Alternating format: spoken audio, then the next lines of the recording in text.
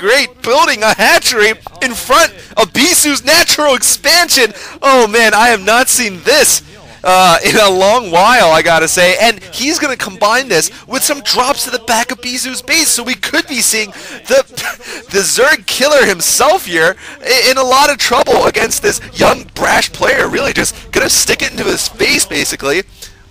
By building a hatchery there. I mean, he can't build sunken colonies, you can tell, because you know, it's unbuildable ground there, but he is going to have just a instant route of reinforcement, I guess, and I don't think Bisu knows about that, about there being a hatchery there. For example, but he's also going to attack the temple, which is very smart. He's got lurkers, and man, he is going to be sunkening up the front here. So I guess while he can't sunken all the way up, he can get some static defenses that will help him in his assault also, or in his rather in his contain. Actually, this is actually quite intelligent. Never seen this before though. Well, not necessarily this, you know, the best of all plays. It certainly is I guess a play that can work. You know, I mean. I would think that you could actually do it on a map like Coliseum. I've tried doing that on Coliseum before at the Protoss' second natural. But anyway, we're going to be seeing the attack coming out here for Bisu. Bisu probably has no idea yet that there's sunken colonies about to go up. Now he knows that there are. And we'll see what's building here. Maybe some sunkens, maybe a spore colony or two to stop the observers. Wow. I don't know how far Great is willing to commit with this, because while this is very impressive, this is also costing him a lot of minerals, and if he loses his front, he is going to not have that much to defend his main base, of course.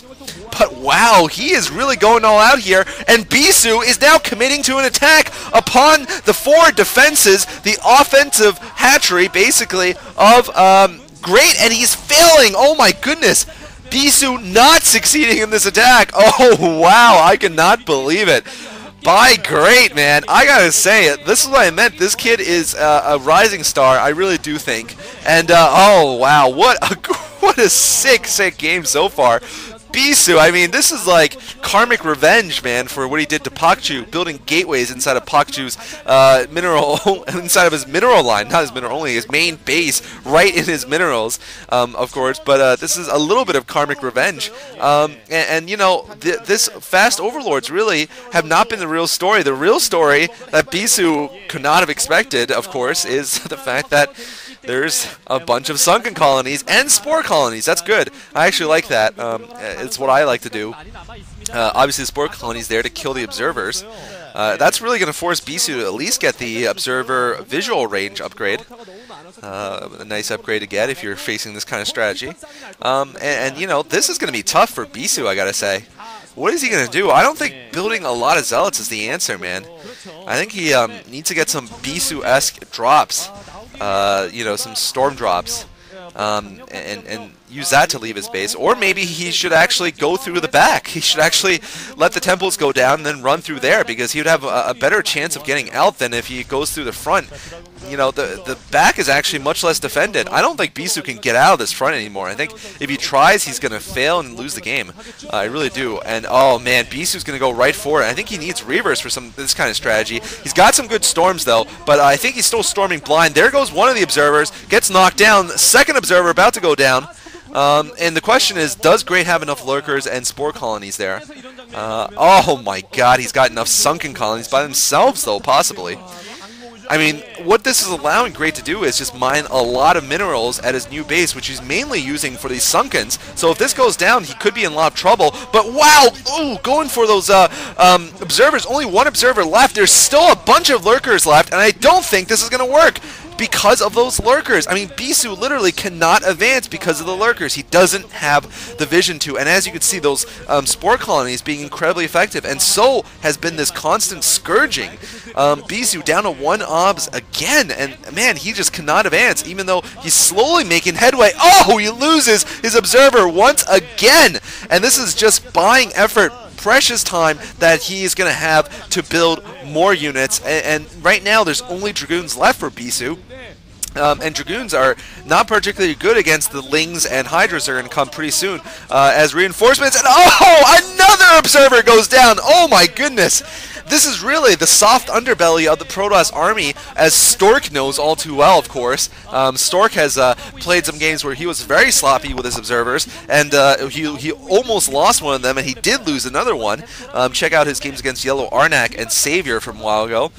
PM me if you don't know which ones they are, but check those out for games that he really, really turned around because of lost observers. But this time, oh, another observer goes down, and Bisu is probably going to lose this game due to this crazy offensive defense strategy here. This is just absolutely sick play here, disgusting play from Great, disgusting in an awesome way, that is.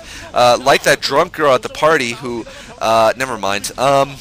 But anyway, we're going to be seeing, oh man, Bisu, I don't know if he can do this. He needs to keep these observers alive. He needs to get observers speed. It looks like, alright, he's kept one observer alive. And you know, this is just ridiculous. There's so many lurkers now. And Bisu can't even figure out where they are, obviously. And you know, otherwise he'd be storming the hell of that big patch of them over there. Alright, so the back is now open for Bisu. Like I said, I think Bisu should have gone through the back instead of just suiciding his forces right into this horribly protected marginal line here. And unlike the French, Bisu is actually attacking the marginal line right in the front instead of bypassing it using some other method. I really do think, though, honestly, he should have gone through the back of the base. There was literally just a couple of lurkers there, and I just don't understand why he didn't, you know, in all honesty, why he's continuing to do this, because this is just not going to work now. There's just too many units there, too many sunken colonies. Bisu, desperate, though, to try to get something done, but as you can see, the lurkers just melt, absolutely melt the zealots, and more Scourge are going to come up and start chasing away any of those observers. I wouldn't even say Bisu's observer control has been poor this game. It wasn't like Stork in those games where he actually, you know, was careless with them. But, you know, this awkward position that Bisu's forced to attack through this narrow corridor where there's also spore colonies in the front, has made it very easy to scourge the observers, because they only can dance back and forth in this very limited space. And now Great is taking advantage of the situation by expanding 2 more times. I'm also surprised that Bisu didn't get Reavers. Really, Reavers would be pretty good here in this situation. Although I guess now it would be a little too late. I think, you know, after he decided to go lots of High Templar, I guess he was committed to staying with that tech. Maybe Bisu is belatedly going to go and try to attack from the back. Like I was saying, yeah, he is going to try to break out from the back, it seems. He's killing off one of his own cannons, so he could do that. But, you know, I don't understand why he didn't do that earlier. You know, oh, actually, well, it's actually partially because I guess it would be pretty hard to squeeze out. I know you can bring in units, but I guess there is kind of a choke made there still because of those 2 mineral patches. However, it's got to be better than running straight into the teeth of the dragon, basically, as that front is.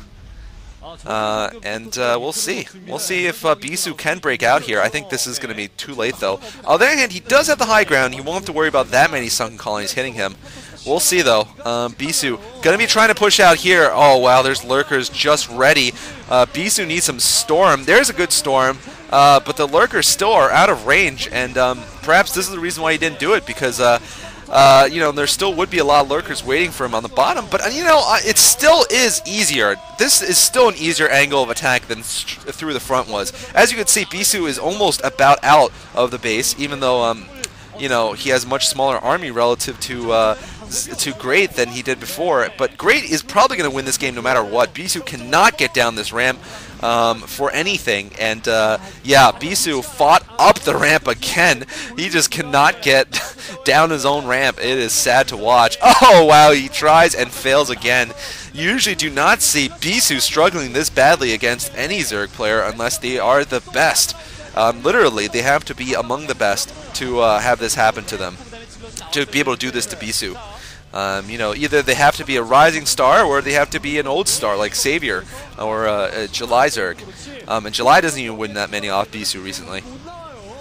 So Bisu, wow, forced to just, you know, storm his way down, and it's not going to work.